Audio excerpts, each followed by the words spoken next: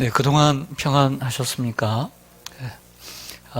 어떻게 지내시는지 또 궁금하고 또 아프지는 않은지 또 걱정이 됩니다. 또는 영상으로 예배드리는 우리 성도님들도 또 한 주간 동안 또 우리 이 자리에 함께 예배드리는 우리 장로님과 성도님들도 한 주간 동안 하나님의 손길이 여러분들의 가정과 여러분들의 건강과 또 일터에 함께 하시기를 간절히 소망합니다. 이런 건의가 하나 올라왔어요. 그 유튜브로 예배를 드리다 보니까 감사하게 저희 교회에 있는 방송 시스템으로 실시간 송출이 가능해서 잘 되고 있습니다. 그런데 이렇게 댓글을 달 수 있는, 채팅을 할 수 있는 걸 허용을 하다 보니까 말씀을 듣다가 아멘 아멘 하나 봐요. 그러면 이 핸드폰에 뜨고 또 이 핸드폰을 모니터로 연결을 하면 그게 뜬답니다. 그래서 어떻게 할 수 있을까 하다가 보니까 원격으로 허용을 하지 않게 되면 글을 못 써요. 그래서 고쳐놨습니다. 그래서 오늘 유튜브로 예배를 드리는 분들 원래 그 핸드폰 모니터에도 그 자막을 없애는 게 있더라고요. 그러니까 아예 없앴으니까 걱정하지 마시고 오늘 예배에 집중하시면 되리라고 생각합니다. 그리고 오늘 여기에도 한 3, 40분 함께 예배를 드리고 있는데 마스크를 쓰고 예배를 드린다는 것이 얼마나 참 답답한 일인지를 잘 알고 있습니다. 제가 생각해 봤습니다. 여기 가운데 제가 제일 자유로운 영혼이다. 네. 지난주에 어떤 교회 그 예배를 영상으로 보니까 아니 목사님까지 마스크를 쓰고 설교를 하시더라고요. 그래서 짧은 설교였지만 얼마나 답답하실까. 왜 저렇게 큰 교회에서 성도들하고 멀리 떨어져 있는데 마스크까지 쓰고 예배를 드릴까. 아무래도 거기에 뭐 경찰이 와 있고 또 공무원들이 와 있어서 그럴 수도 있겠지만 아니면 혹이라도 더 철저하게 지킨다는 것을 보여주기 위해서 그러기도 하겠지만 그럴 필요까지 있을까? 그래서 제가 생각을 해봤어요. 하루에도 여러 사람들이 공무원들이 나와서 방송에서 발표를 할 때 여기 앞에 기자들이 몇 있는데 마스크 벗고 발표하더라고요. 왜 그 사람들은 마스크 벗고 발표를 하면서 왜 설교자들까지 왜 마스크를 쓰고 왜 예배를 설교를 해야 합니까? 그래서 합당치 않다고 봅니다. 그래서 설교자는 자유롭게 말할 수 있는 사람이 되어야 되고 또 굳이 또 위험성이 없기 때문에 제가 그래서 조근 이렇게 얘기하는 것은 여러분들에게 침 튀지 않도록 조근 얘기를 하고 있으니까 걱정하지 말고 말씀에 집중하시기를 바랍니다. 오늘 함께 살펴볼 하나님의 말씀은 시편 30편입니다. 그리고 설교의 제목은 노염은 잠깐, 은총은 평생입니다. 5절 말씀을 보면 이런 말씀이 있습니다. 이렇게 기록되어 있습니다. 그의 노염은 잠깐이요 그의 은총은 평생이로다. 저녁에는 울음이 깃들일지라도 아침에는 기쁨이 오리로다 라고 노래하고 있습니다. 저는 오늘 설교를 시작하면서 먼저 이 5절 말씀을 같이 나누고 시작을 합니다. 왜냐하면 그런 생각이 들었어요. 오늘은 먼저 이 말씀을 먼저 터치하고 전체를 생각했으면 좋겠다. 노염은 잠깐, 은총은 평생. 이 말이 뭘까? 이 5절 말씀이 어떤 의미가 있을까? 첫 번째, 화면을 보시면 노염은 잠깐 그리고 은총은 평생이라는 말은 우리의 삶 가운데 슬픈 날보다 기쁜 날이 더 많다는 것을 의미합니다.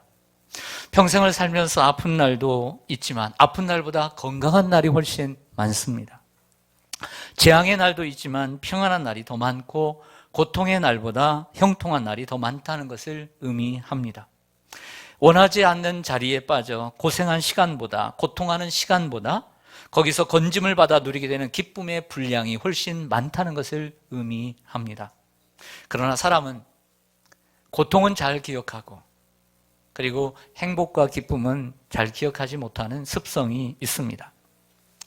이는 마치 이 장미의 아름다운 향기는 기억하지 못하고 그 장미에게 찔린 기억은 오래 기억하는 것과 같습니다. 지나온 삶을 되돌아보면 평안하고 행복한 날이 훨씬 길고 많음에도 불구하고 우리는 아프고 힘들었던 그 순간을 너무 크게 기억하는 잘못된 이러한 모습들이 있다는 것입니다. 우리는 이것을 바로 잡아야 합니다. 우리는 이것을 바로 잡아야 합니다. 아픔이 크다고 기쁨의 시간을 잊어버려서는 안 됩니다. 아픔의 시간이 있기에 기쁨의 시간이 있고 그 기쁨의 시간이 더 많도록 허락하신 우리 하나님께 감사해야 합니다. 이것이 바로 노염은 잠깐, 은총은 평생이라는 첫 번째 의미입니다. 두 번째 의미는 하나님의 은총은 날 때부터 죽을 때까지 계속된다는 의미가 이 속에 있습니다. 은총은 평생이다. 여러분, 우리의 삶에는 쌍곡선처럼 고통과 그리고 기쁨이 공존합니다. 하지만 우리 삶에 찾아온 고통과 슬픔은 항상 우리 곁에 머물러 있지는 않습니다. 일시적이고 한시적인 것입니다.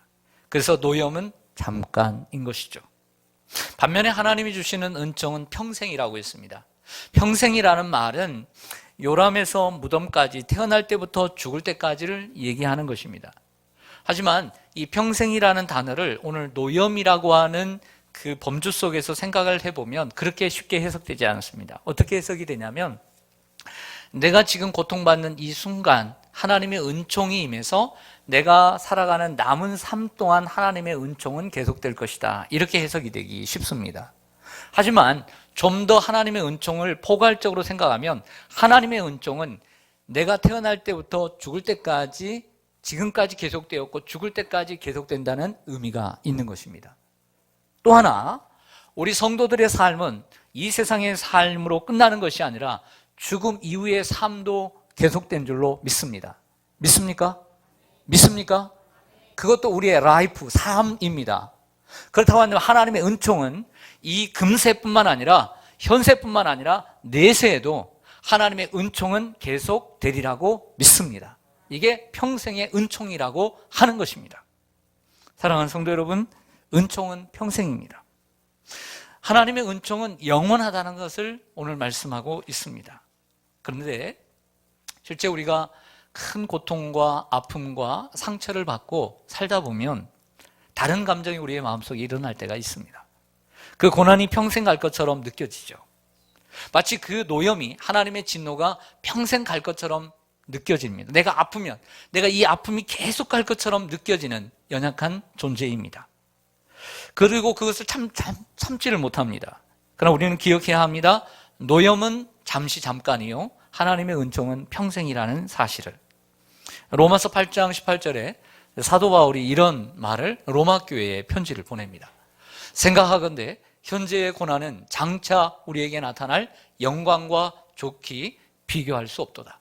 현재라는 단어와 장차라는 단어, 고난이라는 단어와 영광이라는 단어를 비교하면서 로마 교회 성도들, 고통 속에, 그리고 로마의 압박 속에, 환란 속에, 박해 속에 살아가고 있는 그들에게 큰 격려를 주고 있습니다. 어떻게 보면 이 말씀은 하나님의 사역을 감당하고 있는 바울 자신에게, 그리고 로마 교회 성도들에게, 그리고 오고 오는 세대들에게, 그리고 이 시대를 살아가는 우리들에게도 큰 힘과 격려가 되는 말씀인 줄로 믿습니다. 사랑하는 성도 여러분, 오늘 시편 30편 5절 말씀, 오늘 주제 구절인데요, 다시 한번 보겠습니다. 오늘 이 말씀을 여러분들이 외우고 가야 합니다. 그의 노염은 잠깐이요, 그의 은총은 평생이로다. 저녁에는 울음이 깃들을지라도 아침에는 기쁨이 오리로다. 여러분들 이 말씀을 외울 때는 그의 라고 하는 단어를 먼저 생각을 해야 합니다. 근데 밑줄을 좀 보시면 8개의 단어에 제가 밑줄을 그었습니다. 이 30편 5절은 8개의 단어를 가지고 2개의 대조, 2개를 하나의 쌍으로 얘기해서 4개의 세트를 이룹니다. 한번 보시죠. 노염이라는 단어 대신에 은총과 대조를 이룹니다. 노염은 잠깐이라는 단어는 평생이라는 단어와 대조를 이루죠. 그 저녁은 아침, 그리고 울음은 기쁨이라는 단어, 8개의 단어를 가지고 대조를 이루고 있습니다. 외우기 쉽게. 그래서 노염은 잠깐이고요, 은총은 평생입니다. 저녁에는 울음이 깃들이지만 아침에는 기쁨이 오게 되는 것이죠. 사랑하는 여러분, 지난 주일에 시편 42편을 가지고 내 영혼아 내 하나님을 바라라 라는 말씀을 여러분들에게 전한 적이 있습니다. 거기도 시편 42편 5절이 암송 구절이었죠. 한번 제가 먼저 읽을 테니까 여러분들 그 다음에 한번 암송을 해보시기 바랍니다. 내 영혼아 내가 어찌하여 낙심하며 어찌하여 내 속에서 불안해하는가. 너는 하나님께 소망을 두라. 그가 나타나 도우심으로 말미암아 내가 여전히 찬송하리로다. 시편 42편 5절 말씀이었습니다. 저는 여러분들에게 약속한 대로 또 말씀을 드린 대로 매일 한 번씩 암송하려고 노력했고 이 말씀을 묵상하려고 노력해 왔습니다. 여러분들도 함께 또 오늘 유튜브 방송을 보시는 분들 내 영혼아 한번 같이 해볼까요? 시작. 내 영혼아 내가 어찌하여 낙심하며 어찌하여 내 속에서 불안해하는가. 너는 하나님께 소망을 두라. 그가 나타나 도우심으로 말미암아 내가 여전히 찬송하리로다. 아멘. 이 말씀이 여러분들에게 힘이 된 줄로 믿습니다. 그리고 계속해서 이 말씀을 여러분들이 가까이 하면 또 힘들고 어려울 때 낙심될 때 이 말씀을 암송하면 큰 힘이 될 줄로 믿습니다. 노염은 잠깐 은총은 평생 어떤 의미가 있을까요? 세 번째로는 이런 의미가 있습니다. 현재 상황이 아무리 어둡고 딱 막막해도 은혜의 아침이 밝아오기를 소망하고 기대하리라는 거예요. 그래서 이렇게 저녁에는 울음이 깃들일지라도 아침에는 기쁨이 오리로다. 이 말씀을 하고 있는 거죠. 아무리 우리의 삶이 지금 막막해도 은혜의 아침이 다가오는 것을 소망하고 기다리라는 의미가 이 말씀 속에 있는 것입니다. 아무리 밤이 어두워도 새벽은 찾아올 것입니다. 밤이 아무리 길어도 아침에 태양은 여전히 떠오를 것입니다. 아침이 찾아오지 않는 밤은 없습니다. 고난이 크고 무거워도 고난이 끝날 날이 올 것입니다. 하염없이 흐르는 눈물이 멈출 때가 올 것입니다. 아무리 슬픔이 가득 차도 춤출 때가 올 것입니다. 저녁에는 울음이 깃들일지라도 아침에는 기쁨이 올 것입니다. 기쁨은 언제나 우리를 향해 달려오고 있기 때문입니다. 그러므로 우리는 믿음으로 인내하고 소망 가운데 기도하며 하나님의 그 은혜를 하나님이 주시는 그 축복을 기대하며 나가야 된다는 의미가 오늘 노염은 잠깐이요 은총은 평생이로다. 저녁에는 울음이 깃들일지라도 아침에는 기쁨이 오리로다. 이 말씀의 뜻이 바로 여기에 있는 줄로 믿습니다. 이사야 30장 18절 말씀을 같이 한번 읽어보겠습니다. 시작. 그러나 여호와께서 기다리시나니 이는 너희에게 은혜를 베풀려 하시며 일어나시리니 이는 너희를 긍휼히 여기려 하심이라. 대저 여호와는 정의의 하나님이시라. 그를 기다리는 자마다 복이 있도다. 하나님은 기다리시는 분이에요. 우리만 기다리는 사람이 아니라 하나님께서도 기다리셔요. 왜냐하면 하나님 우리에게 은혜를 베풀기 위해서 긍휼을 베풀기 위해서 기다리신다라고 이사야 30장 18절에 말씀하고 있습니다. 저는 오늘 설교의 순서를 좀 바꿔보았습니다. 오늘 본문의 전체를 먼저 이야기하고 그 말씀 속으로 들어가지 않고 오늘 주제를 먼저 말씀을 드리고 그리고 이제는 시편 30편 전체를 살펴보는 방식으로 오늘 설교를 진행합니다. 오늘 시편 30편은 개인적인 감사의 시편입니다. 개인적인 감사의 시이고 찬송의 시입니다. 시인은 오늘 본문 1절과 4절 그리고 마지막 12절에서 하나님께 감사하고 주님의 이름을 높일 것을 다짐하고 있습니다. 먼저 무엇을 찬양하고 감사하고 있는지 1절에서 3절을 좀 보시겠습니다. 여러분 성경을 좀 보시죠. 여호와여 내가 주를 높일 것은 주께서 나를 끌어내사 내 원수로 하여금 나로 말미암아 기뻐하지 못하게 하심이니이다. 여호와 내 하나님이여 내가 주께 부르짖음에 나를 고치셨나이다. 여호와여 주께서 내 영혼을 스올에서 끌어내어 나를 살리사 무덤으로 내려가지 아니하게 하셨나이다. 아멘. 먼저 시인은 1절과 4절 그리고 12절에 하나님 앞에 감사하고 찬송하라고 했습니다. 이 1절과 4절과 12절은 오늘 본문의 전체를 부분별로 포함하고 있는 의미가 있습니다. 1절에 하나님 앞에 내가 주님의 이름을 높이겠습니다 라고 하는 단어는 2절과 3절을 함축하죠. 내가 이렇게 주님의 이름을 높이겠습니다. 그 이유를 2절과 3절에서 얘기하는데 이렇게 얘기합니다. 내가 고통 가운데 있을 때에 주님이 나를 고쳐주시기 때문입니다. 내가 병들었을 때에 주님이 나를 고쳐주셨기 때문입니다. 내가 이 수월의 고통에 있을 때 주님이 나를 끌어올려 주셨기 때문이다 라고 오늘 고백하고 있습니다. 시인은 중환병에 걸려 있었던 것으로 보입니다. 마치 히스기야처럼 간절히 하나님 앞에 부르짖었고 그 부르짖음을 들으시고 주님은 고쳐주셨습니다. 그러나 여러분 저를 보시죠. 성경에 고쳐주셨다, 고쳤다라고 하는 단어는 단순히 육체적인 병을 고쳤다라고 할 때만 쓰이는 단어가 아닙니다. 여러분 우리가 뭔가가 잘못되어 있다면 잘못된 것을 바르게 놓는 것도 고치는 것이 아닐까요? 그래서 성경은 육체적인 고통만을 고치는 것이 아니라 우리가 당하는 역경과 고난을 은유적으로 표현할 때도 그것을 고쳤다라고 표현을 하고 있습니다. 그뿐만 아니라 육체적인 질병뿐만 아니라 정신적인 차원에서 영적인 차원에서도 고침을 얘기합니다. 또는 이스라엘 백성들이나 아니면 한 개인의 죄악을 병으로 묘사하고 그 병을 용서하는 것을 고쳤다라고 성경은 얘기를 하고 있는 거죠. 또 다윗처럼 적이 많을 때 그 적을 올무로, 수월로, 고통으로 표현을 합니다. 아픔으로. 그리고 그 대적에게서 자유로운 영혼을 가리켜서 고쳤다, 구원해 주셨다라고 표현하고 있는 거죠. 그래서 굳이 이 시인이 꼭 병에 걸렸는지는 몰라요. 병이라고는 표현하고 있지 않지만 주님이 나를 고쳐주셨다라는 표현은 분명히 있어요.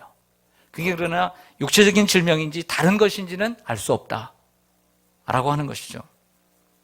오늘 3절을 좀 보시면요, 내 영혼을 소울에서 끌어내어 나를 살리사 라고 했는데 여기서 끌어내다, 끌어올리다 라고 하는 히브리어 단어는 달라입니다. 달라는 여러분들 옛날 저희 집 옆에도 이렇게 우물이 있었어요. 수도가 되기 전에. 거기 내려가서 이제 두레박을 던지면 두레박을 줄로 이렇게 끌어올리면 물이 올라오는 거죠. 그래서 이 달라라고 하는 단어는 이 우물에서 이 두레박을 끌어올리다. 내가 고통의 순간 속에서, 고통에서 하나님의 주님의 손길로 구원받은 것을 끌어올리다라고 표현을 하고 있습니다. 이러한 표현이 이제 이사야 12장에도 있죠. 저도 참 이 말씀을 좋아하는데 한번 보실까요? 이사야 12장 3절 말씀. 그러므로 너희가 기쁨으로 구원의 우물들에서 물을 기르리로다. 참 제가 좋아하는 말씀입니다.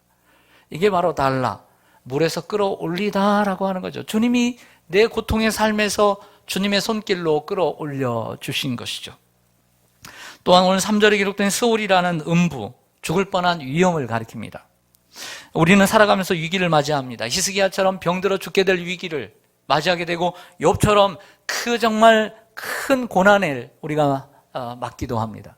아니면 다윗처럼 수많은 대적들이 그를 둘러서 진칠 위기를 맞이하기도 합니다. 그때 우리는 하나님께 기도하고 하나님 앞에 부르짖어서 오늘 본문의 기자처럼 하나님의 도우심을 받아야 될 줄로 믿습니다. 화면을 좀 보시죠. 오늘 본문의 말씀을 보면 짧은 12절밖에 되지 않는 이 시편에서 여호와라고 하는 단어가 10번이 기록됩니다. 콤마가 되어 있는 부분은 2번씩 기록됐다는 거예요. 주라고 하는 단어는 13번 기록되는 것을 알게 됩니다. 그리고 이 시는 하나님이 남의 하나님이 아니라 나의 하나님이었어요. 그리고 나의 하나님이라는 단어를 2절과 12절에 각각 1번, 2번씩 사용하고 있습니다. 대단히 중요한 이야기를 제가 좀 하려고 합니다. 왜 이처럼 이 짧은 시편에 하나님, 주, 그리고 나의 하나님이라는 단어를 많이 사용하고 있는가? 하나님의 이름을 찬양하고 높이는 그 이유는요, 이 시인이 자신의 병을 고쳐주셨기 때문에, 또 자신이 죽을 수밖에 없는 죽음의 상황 가운데서 주님이 살려주셨기 때문에 하나님을 찬양하고 있는 것이 아닙니다. 나를 병에서 고쳐주시고 나를 죽음의 순간에서 끌어올려 주신 분이 하나님인 것을 찬양하고 있는 것입니다. 별 차이가 없는 것 같지만 대단히 큰 차이를 가지고 있는 말입니다. 무슨 얘기냐면 이 시인이 하나님 앞에 찬양하고 감사하고 내가 하나님의 이름을 높이겠다라고 하는 이유는 하나님께서 나를 죽음에서 병에서 건져 주셨기 때문에, 내가 이렇게 되었기 때문에 하나님을 찬양하는 것이 아니라는 것입니다. 나를 병에서 건져 주시고 이 수렁에서 끌어올려 주신 분, 그 하나님이 하신 일을 내가 찬양하고 그분의 이름을 영화롭게 하고 그분을 내가 높이겠다라고 하는 의지가 달려 있는 것입니다. 이 차이입니다. 우리는 보통 하나님의 이름을 높일 때에 내 입장을 보고 나를 보고 하나님을 찬양합니다. 내가 지금 평안하니까, 내가 지금 돈이 있으니까, 내가 건강이 있으니까, 내가 이렇게 좀 멀쩡하고 내가 행복하게 사니까 하나님을 찬양합니다. 오늘 그러나 시인의 입장은 그 차원에서의 찬양이 아닙니다. 내가 지금 형편이 좋기 때문에 하나님을 찬양하는 것이 아니라 나를 이렇게 하신 하나님, 내가 어떤 형편이 있든지 나를 하나님께서 높여주셨기 때문에 하나님의 이름을 찬양하겠다라고 하는, 하나님이 나를 향해서 일하신 그 하나님께 집중하고 찬양하고 있는 것입니다. 이것이 진정한 찬양이요, 이것이 진정한 감사입니다. 여러분들이 하나님 앞에 드리는 감사와 찬양은 어떤 감사이고 찬양입니까? 우리 이 시대를 살고 있는 성도들의 찬양과 감사는 어떤 찬양이고 감사라고 생각하십니까?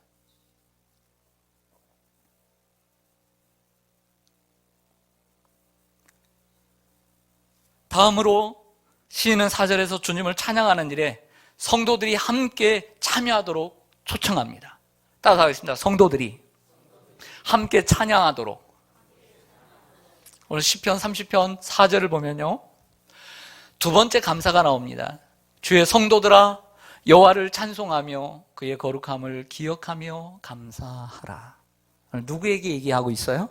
성도들에게. 참 이상한 얘기죠. 아니, 지가 개인이 그냥 혼자 병고침 받고 기도해서 낫고 어려운 수월에서 건짐 받고 혼자 하나님을 찬양할 것이지 뭐라고 성도들에게 같이 찬양하라고 부추기고 있느냐 말이죠. 이런 얘기예요. 여기에 성도들은 분명히 내 가족과 내 형제와 내 친척들, 동료들을 얘기할 것입니다. 그런데 왜 자신의 하나님에 대한 경험을, 왜 성도들이 같이 찬양하고 주님의 이름을 높이라고 얘기를 할까요? 그 첫 번째 이유는 하나님께 받은 은혜가 너무 크고 감사하기 때문입니다. 여러분, 우리가 생각해 봅시다. 우리가 구원받은 하나님의 은혜를 생각합시다. 하나님이 나를 구원해 주신 그 크신 은혜를 감사하고 우리가 여전히 혼자만 내 가족에게 전도도 하지 않고 내 사랑하는 부모를 전도할 마음도 없다면 그것이 예수를 믿는 사람이라고 할 수 있겠습니까? 나 혼자 어찌 구원받은 것이 나만의 일이겠습니까? 구원을 받은 바울은 다메섹에 달려가서 주님의 이름을 높였습니다. 예수님을 만난 한 여인은 물동이를 버려두고 가서 마을 사람들에게 예수를 증거했습니다.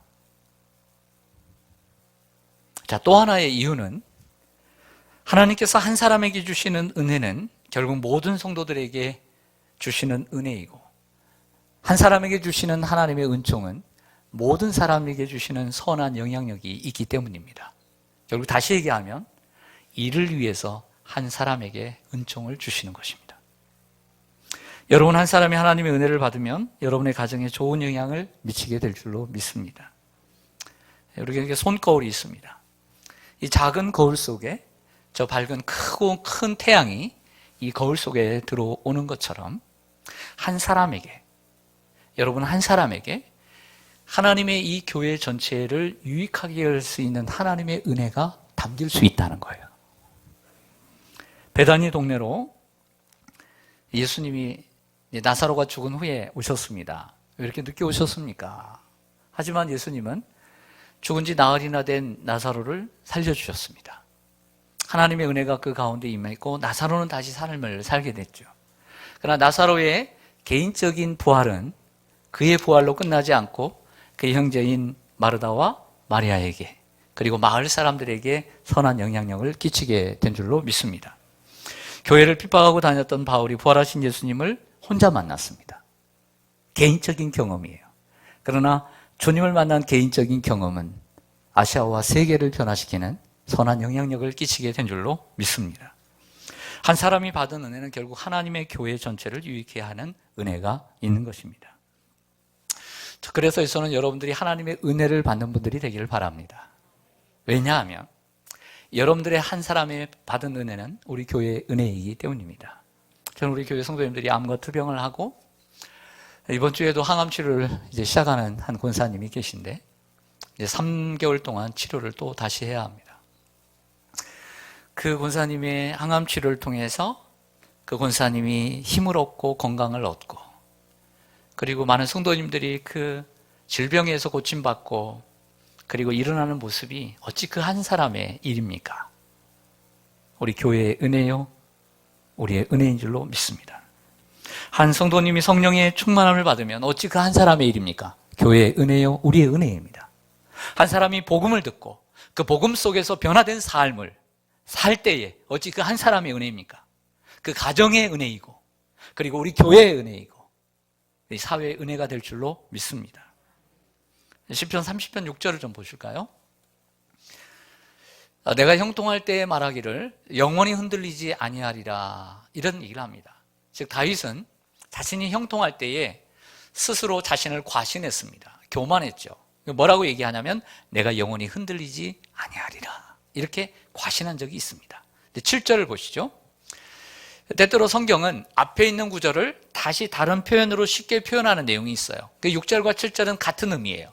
여호와여 주의 은혜로 나를 산같이 세우셨더니 주의 얼굴을 가리심에 내가 근심하였나이다. 그러니까 앞에 형통할 때라는 말은 주님의 은혜로 주님께서 산같이 다윗을 세워주셨다는 거예요. 그런데 주님의 얼굴을 가리심에 내가 근심하게 되었다. 이런 표현을 쓰고 있는 거죠. 여러분 산같이 세웠다는 것은 뭘까요? 산같이 세웠다. 주께서 나를 주의 은혜로 나를 산같이 세웠다는 것은 저 태산같이 크고 강하게 하셨다. 이게 다윗의 왕권을 견고하게 하셨다는 거예요.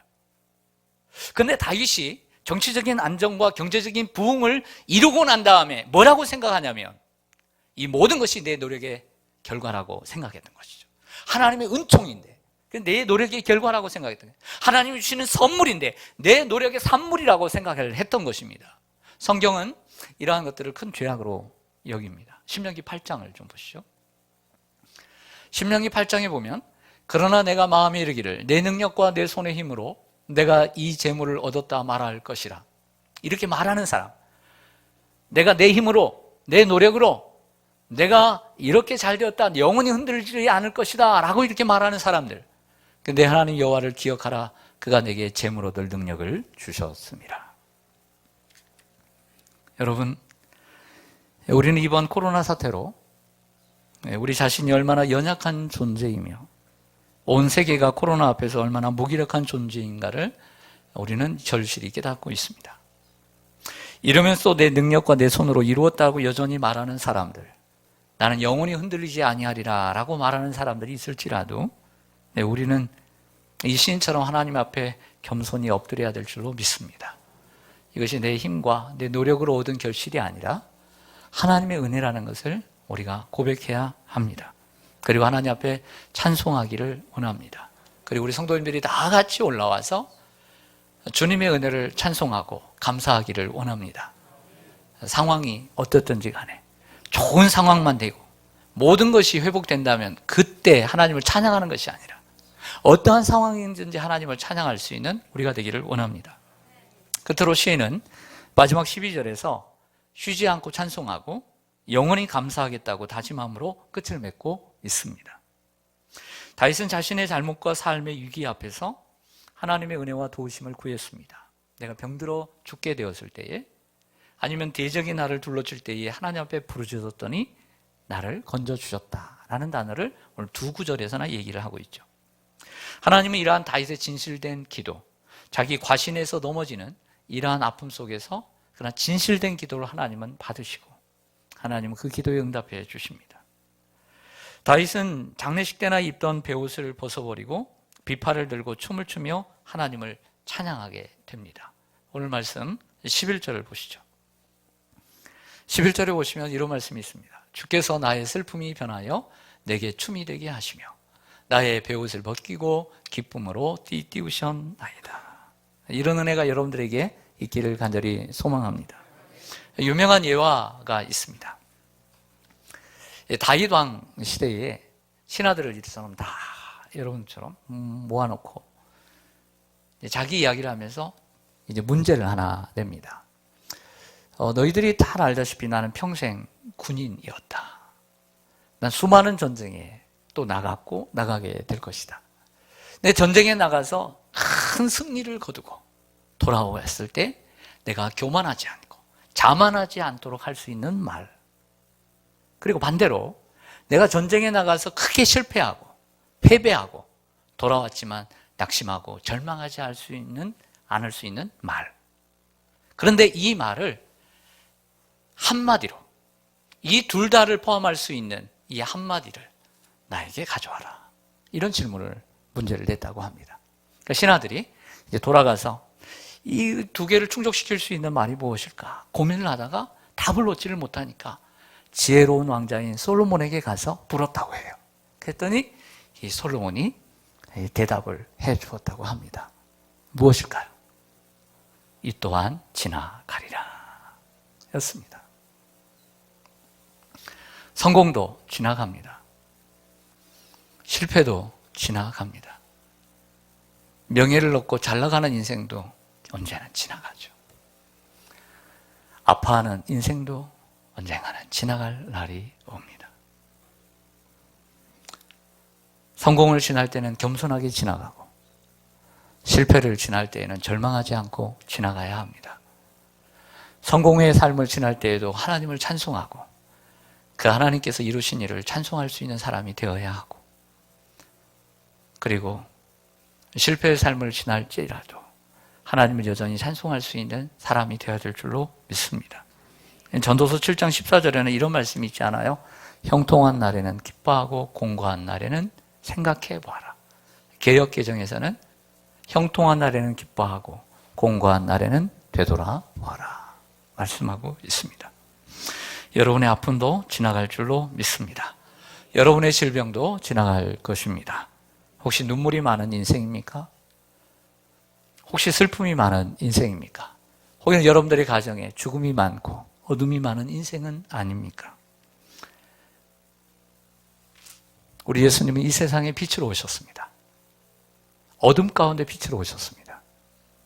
그 예수님 우리가 마음속으로 영접하고 그 예수님과 예수님을 모시고 살아가면 빛이신 예수님이 우리의 마음속에, 그리고 어둠인 여러분들의 가정 속에, 슬픔과 고통이 많은 여러분들의 가정 속에 찾아오실 줄로 믿습니다.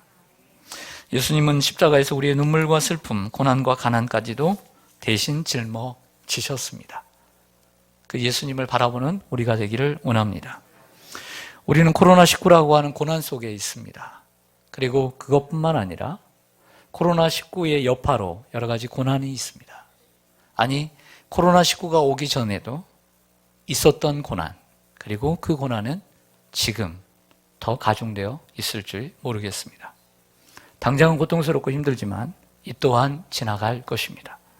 서로 마음을 같이 하고 힘을 합해 이겨나가기를 원합니다. 무엇보다도 오늘 이 시인처럼 고난을 당할 때 하나님 앞에 부르짖기를 원합니다. 주님께서 주님의 손길로 우물을 깃듯이 여러분들 그 수월에서, 고통에서 끌어올려 주실 것입니다. 그리고 그 하나님을 찬양하고 그 하나님께 감사하기를 원합니다. 여러분들의 개인적인 감사가 개인으로 끝나는 것이 아니라 여러분 사랑하는 가족의 감사로, 그리고 우리 교회의 감사로 확장되어지기를 원합니다. 어떠한 상황 가운데 있든지 간에 우리가 주님을 바라보게 되기를 원합니다. 밤이 아무리 어두워도 새벽은 찾아올 것입니다. 밤이 아무리 길어도 태양은 떠오를 것입니다. 아침이 찾아오지 않는 밤은 없습니다. 고난이 크고 무거워도 고난의 끝은 있습니다. 하염없이 흐르는 눈물이 멈출 때가 올 것입니다. 아무리 슬픔이 가득 차도 춤출 때가 올 것입니다. 저녁에는 울음이 깃들지라도 아침에는 기쁨이 올 것입니다. 요한계시록 마지막에 뭐라고 말씀합니까? 내게로 오라. 눈물도 없고 고통도 없고 질병도 없고 죽음도 없는 그 하나님 나라에서 영원히 함께 살게 할 것이다 말씀합니다. 그러므로 우리는 하나님을 의뢰하고 하나님 앞에 나아가야 될 줄로 믿습니다. 나중에 하려고 하지 말고 지금 있는 이 자리에서 그리 아니하실지라도 그럼에도 불구하고 하나님 앞에 감사하고 찬송하는 우리가 되기를 원합니다. 이번 주 암송구절 함께 읽고 마치겠습니다. 그리고 여러분들 매일매일 이 말씀 하루에 한 번씩 꼭 읽고 암송하려고 노력하고 그리고 이 말씀이 여러분들의 신비에 새겨져서 평생을 살아가는데 큰 은혜가 되기를 원합니다. 시작. 그의 노염은 잠깐이요 그의 은총은 평생이로다. 저녁에는 울음이 깃들일지라도 아침에는 기쁨이 오리로다. 아멘. 지워주세요. 같이 그의 시작. 그의 노염은 잠깐이요 그의 은총은 평생이로다. 저녁에는 울음이 깃들일지라도 아침에는 기쁨이 오리로다. 다시 한번요. 그의 시작. 그의 노염은 잠깐이요 그의 은총은 평생이로다. 저녁에는 울음이 깃들일지라도 아침에는 기쁨이 오리로다. 시편 30편 5절 말씀. 할렐루야. 이 말씀으로 한 주간 승리하시기를 소망합니다. 네, 기도하겠습니다.